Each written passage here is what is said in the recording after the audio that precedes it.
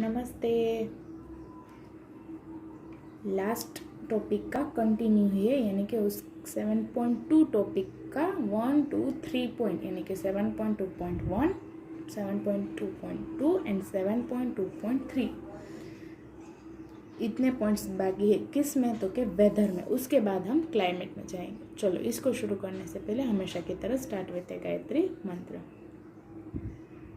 ओम भूर्भुवस्वः तत्सवितुर्वरेण्यं भर्गो देवस्य धीमहि धियो यो न प्रचोदयात्। ओम शांति शांति शांति। ओके, टॉपिक का name maximum and minimum temperature. Maximum यानी कि हाईएस्ट कितना टेम्परेचर और मिनिमम यानी कि लोवेस्ट कितना टेम्परेचर। इसको कैसे मेजर करते हैं, किसके थ्रू मेजर करते हैं, ये क्या है, इसके बारे में हम इसमें देखेंगे। In the weather report of a day, जैसे कि मैंने बोला कि अगर आपके लास्ट लेक्चर में मैंने बोला था कि आपके घर पे न्यूज़पेपर आता है अथवा तो आपके बाजू में किसी और के घर में आता है, तो उसमें देखना वेदर रिपोर्ट होता है, उसमें एक कॉलम इसका भी होता है मैक्सिमम एंड मिनिमम टेम्परेचर के बारे में। तो in the weather report of a day, maximum and minimum temperature represent the maximum and minimum level of mercury recorded by a maximum minimum thermometer। जो वेदर रिपोर्ट आप देख सकोगे न्यूज़पेपर में, उसमें एक कॉलम जो होता है वो मैक्सिमम एंड मिनिमम टेम्परेचर का होता है। वो क्या बताता है कि कुल उस डे का मैक्सिमम मिनिमम टेम्परेचर कितना था, और वो भी किसके थ्रू बताता है, तो वो मेजर करते हैं। और उस इंस्ट्रूमेंट का नाम क्या है, तो क्या मैक्सिमम मिनिमम थर्मोमीटर। ये है वो इंस्ट्रूमेंट, इसका नाम ही वही है कि मैक्सिमम मिनिमम थर्मोमीटर। इसमें एक यू शेप्ड की ट्यूब होती है, अंदर mercury फिल्ड होती है, दोनों साइड बल्ब होती है। एक मैक्सिमम टेम्परेचर को मेजर करता है और दूसरा मिनिमम टेम्परेचर को मेजर करता है। इसमें भी बिल्कुल अगर आप देख सको कि बीपी कैसे मेजर करते हैं, उसमें कैसे जो steel mark up higher level तक पहुंचता है, उसके बाद लोअर लेयर, वैसे इसके थ्रू भी मैक्सिमम एंड मिनिमम टेम्परेचर को मेजर करते हैं। और इसका नाम क्या है, तो क्या मैक्सिमम मिनिमम थर्मोमीटर। चलो,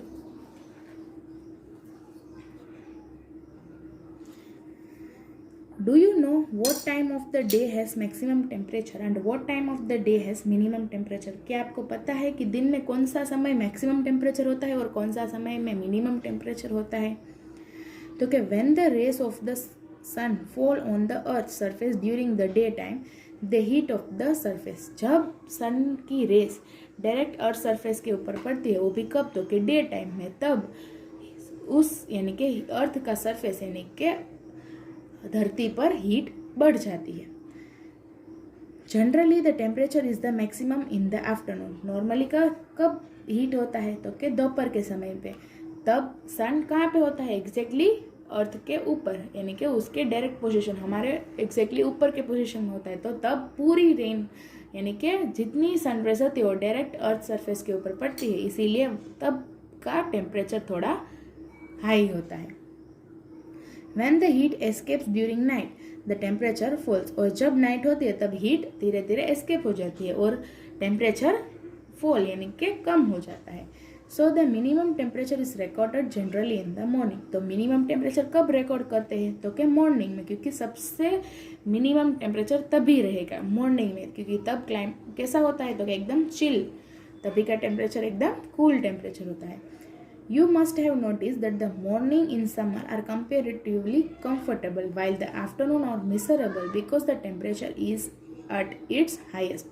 आप देख सकोगे समर में मॉर्निंग जो होता है तब आप कंफर्टेबली फील करते हो। किसको कंपेयर करोगे, तो कि दोपहर को, क्योंकि उस वक्त का टेम्परेचर वो भी समर में एकदम भयानक होता है, क्योंकि समर का नाम ही एक तो हॉट सीजन है और उसमें भी दोपहर का समय, तो वो तो हॉट ही होता है, तो तब ज़्यादा टेम्परेचर हाईएस्ट होता है। चलो, इन मैक्सिमम मिनिमम थर्मोमीटर, अब उस थर्मोमीटर के बारे में बात करेंगे। There is a you tube filled with mercury। उसमें एक यू ट्यूब होती है, वो किसके, उसके अंदर क्या फिल हुआ होता है, तो क्या mercury।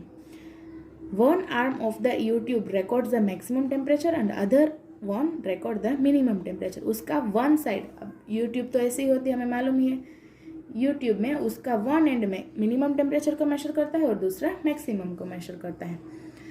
There are bulbs at the top of the each arm, दोनों साइड में बल्ब्स होते हैं। The bulb at the top of the minimum reading scale has alcohol while there is a vacuum और alcohol vapour at low pressure in the other hand. एक side में जो bulb है उसमें अल्कोहल होता है और दूसरे साइड में वैक्यूम होता है अथवा तो अल्कोहल वेपर जो कि लो प्रेशर के थ्रू उस बल्ब के अंदर होता है। The column of mercury is pushed by the expansion of alcohol present in the bulb. जब उस बल्ब के अंदर जो अल्कोहल है वो एक्सपेंड होता है तब जो mercury का कॉलम है वो पुश होता है, यानी कि mercury pushes the steel markers when it moves up in any tube, but when it moves down it leaves the marker at its position. This is how the temperature is recorded at any time of the day. ये क्या आपको दिया गया है कि कैसे ये method दी गई है कि कैसे मैक्सिमम मिनिमम थर्मोमीटर के थ्रू टेम्परेचर मेजर करते हैं। क्या बोला गया कि उसमें यूट्यूब होती है जिसके अंदर mercury फिल होती है, उसका एक एंड मैक्सिमम टेम्परेचर को मेजर करता है, दूसरा मिनिमम को। दोनों के एंड के ऊपर बल्ब होते हैं, एक में क्या होता है अल्कोहल फिल्ड होता है और दूसरा वैक्यूम में होता है। उसके बाद बोला कि जब अल्कोहल एक्सपेंड होता है तब mercury का कॉलम पुश होता है और उस जो स्टील मार्कर्स हमने बोला ना कि उस इसमें जो ये ब्लैक कलर की लाइन दी गई वो क्या है, तो कि वो स्टील मार्कर जैसे सेम टू सेम कैसा होता है, तो क्या आप बीपी लेवल जब चेक कराते हो उसमें कैसे होता है स्टील मार्कर्स अप और डाउन होता है, बिल्कुल वैसे ही जब अल्कोहल एक्सपेंड होता है तब mercury का लेवल अप एंड डाउन होता है। और इसी तरह कोई भी डे का टेम्परेचर कोई भी समय में मेजर किया जाता है। तो ये हमें उस थर्मोमीटर के बारे में बताया कि कैसे टेम्परेचर मेजर करते हैं। उसके बाद you might have notice that sometimes in the weather report the maximum temperature is reported as 44 degree Celsius bracket -1। कभी कभी आप देखोगे, अगर रोज न्यूज़पेपर में आप वेदर रिपोर्ट चेक कर रहे होगे तो आपको कभी कभी ये भी दिखाई दे रहा होगा कि कभी मैक्सिमम टेम्परेचर को इस तरह से लिखा हुआ आप देख सकोगे वेदर रिपोर्ट में। इसका क्या मतलब है, तो कि this means that the temperature on the day is 44 degree Celsius and is 1 degree Celsius lower than the average maximum temperature of that day. 44 degree Celsius उस दिन का टेम्परेचर है और ये 1 डिग्री माइनस क्यों लिखा गया है कि जो उसका एवरेज मैक्सिमम टेम्परेचर था कि वो सभी को पहले एवरेजली एक एवरेज निकाल लेते हैं कि हाँ इतना आ सकता है आज, तो जितना होना चाहिए उससे 1 डिग्री कम है। वहाँ पे 45 होना चाहिए था लेकिन है कितना 44 और 1 डिग्री माइनस है, जो कि एवरेज टेम्परेचर जब मेजर करते हैं। और एवरेज कैसे करते हैं, तो कि the average maximum and minimum temperature is calculated by taking into an account the maximum और मिनिमम टेम्परेचर ऑफ ओवर 30 और मोर ईयर्स रेस्पेक्टिवली। हर साल मेजर करते हैं कि पिछले साल इतना तापमान तो इस साल कैसा होगा, तो एवरेज निकालते हैं हम। कैसे कि हमारे मार्क्स का एवरेज निकालते हैं कि इतने मार्क्स थे इस टेस्ट में, दूसरे टेस्ट में इतने हैं तो एवरेज मार्क्स कितने हुए, बिल्कुल वैसे ही टेम्परेचर का भी एवरेज निकालते हैं। अगर उससे थोड़ा कम है थोड़ा ज़्यादा है तो इस तरह ब्रैकेट में दिखाया जाता है। When the maximum and minimum temperature in certain region or area deviate much more than the average value, it is reported that the region area is having a climate change. जब इसमें थोड़ा changes ना बल्कि थोड़ा ज़्यादा changes हो, 1 और 2 में चेंजेस हो तो इस तरह बोल लिख के हमें समझ आ जाता है। लेकिन जब इसमें मच मोर ज़्यादा डिविएट होता है, थोड़ा नहीं 1-2 पॉइंट में नहीं ज़्यादा एवरेज में डिफरेंस होता है, तब हम बोल सकेंगे कि वहाँ पे क्लाइमेट चेंज हुआ है। ज़्यादा डिविएशन आए तब क्या कहेंगे, तो उस जगह उस एरिया में उस रीजन में क्लाइमेट में चेंजेस आए हैं। The maximum and minimum temperature in cities and urban areas are higher than those of the surrounding rural areas or forest. अभी हमें मालूम है कि सिटीज़ का टेम्परेचर गांव के टेम्परेचर को कंपेयर करके क्या होगा, थोड़ा हाई होगा, क्योंकि गांव में क्या होता है फॉरेस्ट होते, ट्रीज होते और वो सिटी में होते नहीं है। तो जो सिटीज़ का मैक्सिमम मिनिमम टेम्परेचर है वो क्या होगा और हाइयर होगा, किसको कंपेयर करोगे, तो कि रूरल एरियाज में अथवा तो फॉरेस्ट साइड में। The concrete structure absorbs more heat than the ground and it retains the heat for a longer time as well. Beside lack of trees or forest, cover does not provide the cooling effect by the plants. ऐसा क्यों होता है? क्योंकि वहाँ पे plants की कमी होती है सिटीज़ में, क्योंकि वहाँ पे तो बिल्डिंग्स ही होती है, कंस्ट्रक्शन होते रहते हैं और डिफॉरेस्टेशन हो जाएगा, इसलिए ट्रीज की लैक ऑफ ट्रीज, फॉरेस्ट नहीं होते, ट्रीज नहीं होते, इसीलिए वहाँ पे क्या हीट ज़्यादा रहती है। कहाँ पे? सिटीज़ में और अर्बन एरियाज में। किसको कंपेयर करके? क्योंकि रूरल एरिया एंड फॉरेस्ट में हीट थोड़ी कम रहती है और वहाँ का क्लाइमेट थोड़ा चिल होता है। उसके बाद पॉइंट है ह्यूमिडिटी। ह्यूमिडिटी यानी कि क्या? तो कि भेज मतलब तो मालूम है ना कि हम देख सकते हैं सुबह सुबह, अगर हम विंटर में देखेंगे सुबह सुबह हमारा जो भी सामान बाहर पड़ा है उसके ऊपर वाटर ड्रॉपलेट्स लग जाते हैं। क्यों? क्योंकि एयर में क्या होता है तो कि थोड़ा पानी का लेवल हो जाता है और उसको हम बोलते हैं भेज। ह्यूमिडिटी के बारे में अब हम देखेंगे। चलो, air can hold a definite amount of water vapour in it at a particular temperature. Air की एक क्षमता है कि वो अपने अंदर वाटर वेपर को पकड़ कर रख सकता है एक पर्टिकुलर टेम्परेचर तक। When a certain amount of water is present in air, it is said to be saturated. जब उसके अंदर certain amount यानी कि जितना वो होल्ड कर सकता है उतना अमाउंट ऑफ वाटर एयर के अंदर प्रेजेंट है तो उसको हम बोलेंगे सेचुरेटेड है। Therefore, humidity can be defined as the capacity of the air to hold water vapor in it at a particular temperature. Humidity क्या है? तो कि एयर की कैपेसिटी। ह्यूमिडिटी को डिफाइन कैसे किया गया है? तो कि एयर की कितनी कैपेसिटी है कि कोई एक पर्टिकुलर टेम्परेचर में वो वाटर वेपर को होल्ड कितना कर सकता है, उसी को हम बोलते हैं ह्यूमिडिटी, जो कि हम क्या बोलते हैं? भेज यानी कि जो पानी होता है एयर में। उसके बाद the capacity of holding water vapour increases with rising temperature. जैसे जैसे टेम्परेचर में चेंजेस आएंगे उतना ही वाटर वेपर को होल्ड यानी कि पकड़ कर रखने की कैपेसिटी में भी चेंजेस आते रहेंगे। जैसे इंक्रीज होगा टेम्परेचर वैसे वो भी इंक्रीज हो जाएगा। उसके बाद humidity is sometimes recorded in terms of relative humidity in the weather report. Humidity को कैसे रिकॉर्ड करते हैं? तो कि रिलेटिव ह्यूमिडिटी के टर्म्स में। किस में? तो कि वेदर रिपोर्ट में। तो रिलेटिव ह्यूमिडिटी क्या है? चलो, relative humidity is a measure of the amount of water vapor present in the air at a specific temperature compared to the maximum amount of water vapor air can hold at that temperature। जैसे हमने maximum minimum temperature में देखा कि कोई average value होता है कि इतना टेम्परेचर होता है, उसी तरह इसमें भी ह्यूमिडिटी में रिलेटिव ह्यूमिडिटी क्या है? तो क्या चेक करते हैं कि अभी कितना एयर में वाटर प्रेजेंट है, कितना एयर ने वाटर को कोई एक टेम्परेचर में मेजर करते हैं कि कितना अमाउंट ऑफ वाटर वेपर उसमें प्रेजेंट है। उसको किसके साथ कंपेयर करते हैं कि कितना मैक्सिमम वो होल्ड कर सकता था, मैक्सिमम कितना कर सकता था और कितना है।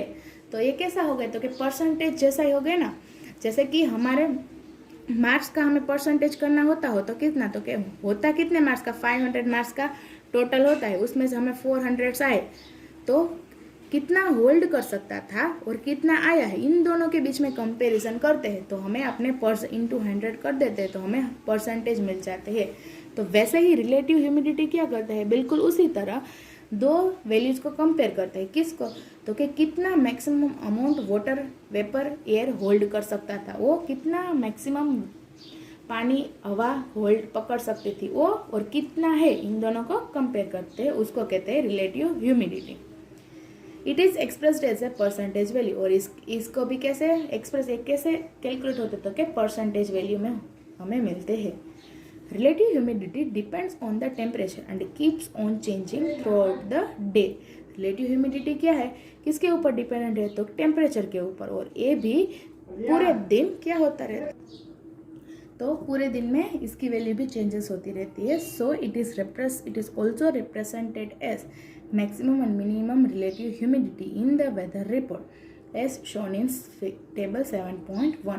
तो इसको भी maximum and minimum relative humidity की तरह वेदर रिपोर्ट में कैलकुलेट करके दिए जाते हैं, जैसे कि टेबल 7.1 में दिए गए हैं। बिल्कुल वैसे 7.1 टेबल क्या है? इस तरह मैक्सिमम मिनिमम टेम्परेचर, उसके बाद maximum temperature, minimum temperature, maximum relative humidity और मिनिमम रिलेटिव ह्यूमिडिटी। यानी कि टेम्परेचर की तरह ह्यूमिडिटी को भी इस तरह लिखे जाते हैं, मैक्सिमम और minimum. Graph in figure 7.3a and b represent the maximum and minimum temperature and maximum and minimum relative humidity values are given in table 7.1. ये क्या है तो कि जो टेबल में दिया गया है उसके अनुसार ग्राफ दिए गए हैं। मैक्सिमम एंड मिनिमम टेम्परेचर दोनों को रख के एक ग्राफ और इन दोनों को रख के एक ग्राफ जो यहाँ पे हमें दिए गए हैं। तो ये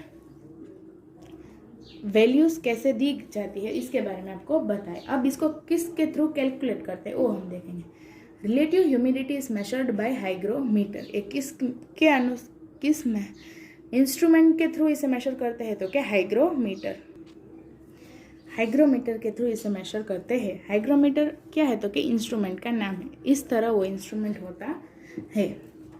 चलो, a simple hygrometer also called psychrometer. जो सिंपल हाइग्रोमीटर है उसको और एक नाम से जाना जाता है तो कि साइक्रोमीटर, जिसमें पी साइलेंट है। हैज़ 2 थर्मोमीटर, जिसके अंदर 2 थर्मोमीटर होते हैं।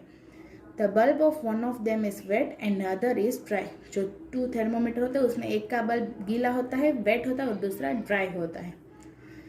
Evaporation from the wet bulb lowers the temperature relatively.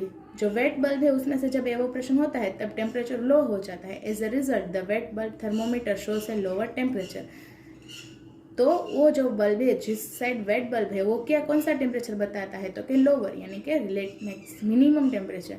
और जो ड्राई है यानी कि then the dry bulb thermometer, किसको कंपेयर करके तो जो ड्राई बल्ब थर्मोमीटर है उसको कंपेयर करके जो वेट बल्ब टेम्परेचर है वो लोअर टेम्परेचर बताता है।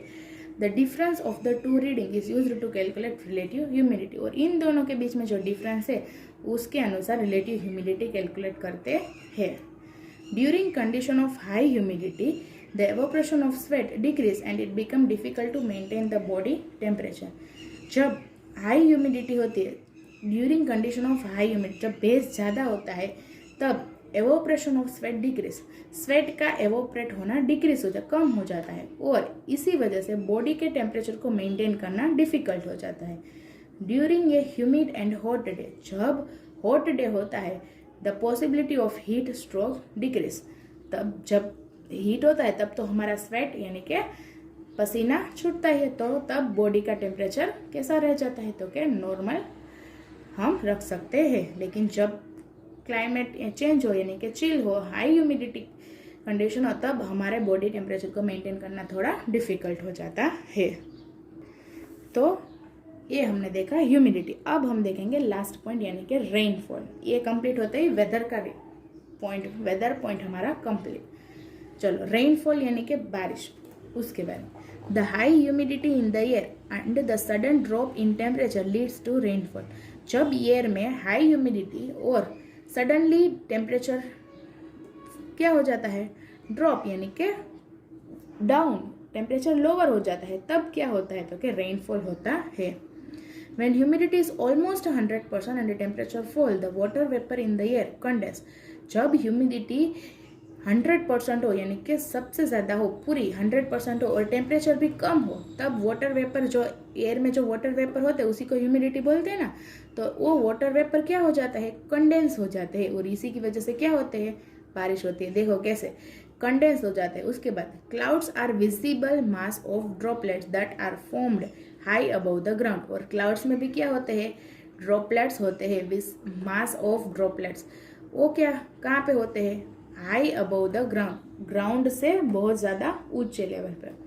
When these droplets join together, they come down as a rainfall। जब ये ड्रॉपलेट्स एक दूसरे के साथ ज्वाइन कंबाइन हो जाते हैं तब वो नीचे किस प्रकार में आते हैं तो कि रेनफॉल के रूप में आते हैं। When the temperature is very low, the water droplets freeze and come as a snowfall। जब टेम्परेचर उससे भी ज़्यादा लो हो जाए यानी कि बहुत ज़्यादा चिल हो जाए, तब वो वाटर ड्रॉपलेट्स क्या हो जाते हैं, फ्रीज हो जाते हैं, और स्नोफॉल होता है यानी कि बारिश होती है, लेकिन किसकी तो कि बर्फ की बारिश होती है, क्योंकि टेम्परेचर ज़्यादा कूल है इसीलिए। तो देखा रेनफॉल कैसे होता है। तो जो ह्यूमिडिटी में जो ड्रॉपलेट्स है वो कंडेंस होते हैं, और जो क्लाउड्स में जो होते हैं वो भी दोनों कंडेंस, दोनों ज्वाइन होके रेनफॉल की तरह नीचे come down as a rainfall. और जब टेम्परेचर ज़्यादा लो हो तब ये फ्रीज हो जाते हैं। वाटर ड्रॉपलेट्स जो नीचे आते हैं वो बीच में ही फ्रीज हो जाते हैं, क्योंकि टेम्परेचर इतना हाई होता है और इतना कूल डाउन, इतना क्लाइमेट चिल क्लाइमेट होता है। तो रेन, बारिश, वाटर की जगह क्या होता है तो कि स्नोफॉल यानी कि आइस, बर्फ की बारिश होती है। Rainfall is measured by rain goes. Rainfall किसके थ्रू मेजर करते हैं? रेन गोज के थ्रू। देखो इस तरह, इसको ये है रेन को मेजर करने का मेथड। इसमें जितना पानी आए उसके अनुसार बोलते हैं। अगर आपने अभी न्यूज़ में देखा हो कि बहुत सारी जगह पे बारिश हो रही है, तो क्या आपने सुने दे इस जगह पे इतनी इंच बारिश हुई, उस जगह पे इतनी इंच बारिश हुई, 1 घंटे में यहाँ पे 2 इंच बारिश हो गई। और किसके थ्रू मेजर करते हैं? इसी के थ्रू। कितना पानी इसके अंदर फिल हो गए उसको इंच में क्या कर लेते हैं? मेजर कर लेते हैं। और इसको इंस्ट्रूमेंट का नाम क्या है तो कि rain goes. A rain gauge is graduated cylinder with a collector or a funnel at the top। ये क्या है तो कि एक सिलेंडर के रूप में है जिसके अंदर फनल एट द टॉप, मतलब कि उसके एंड में फनल जैसा होता है जहाँ से बारिश अंदर एंटर होती है। और इसी वजह से rainfall is generally measured in millimetre, क्योंकि वो इतनी ज़्यादा तो होती नहीं कि हम उसे सेंटीमीटर किलोमीटर में मेजर करें, उस सबसे कम में होती है, इसलिए उसको मेजर किस में किया जाता है? मिलीमीटर्स में। देखो बहुत ही कम, क्योंकि ये पूरी तो भर नहीं जाएगी। अगर 1 इंच बारिश हो ना तब भी जाके इसका थोड़ा सा लेवल यानी कि थोड़े लेवल तक ही पानी भरता है। तो ये देखा हमने रेनफॉल के बारे में। Rainfall, humidity, maximum minimum temperature, ये सभी पॉइंट्स हमने देखे। नेक्स्ट लेक्चर में हम देखेंगे क्लाइमेट के बारे में। तो आज हमने वेदर का पॉइंट कंप्लीट कर लिया। आपका आज का होमवर्क क्या है? सभी डेफिनेशन, मैक्सिमम मिनिमम टेम्परेचर की डेफिनेशन लिखनी है, पढ़नी है। उसके बाद ह्यूमिडिटी की डेफिनेशन, रिलेटिव ह्यूमिडिटी की डेफिनेशन लिखनी भी है और पढ़नी भी है, ठीक है। उसके बाद दोनों इंस्ट्रूमेंट के नेम और कौन सा किसके लिए यूज होता है, यानी कि 1 मार्क्स के क्वेश्चन है। हाइग्रोमीटर रिलेटिव ह्यूमिडिटी को मेजर करने के लिए, maximum minimum thermometer maximum minimum temperature को मेजर करने के लिए, और रेन गोज है वो रेनफॉल को मेजर करने के लिए। तो ये डेफिनेशन और ये सभी 1 मार्क्स के क्वेश्चन याद रखने हैं, ठीक है। चलो, और जो दिया है डेफिनेशन वो फेयरबुक में लिखने भी है। नेक्स्ट में हम नेक्स्ट टॉपिक कंप्लीट करेंगे। आज के लिए इतना ही। नमस्ते।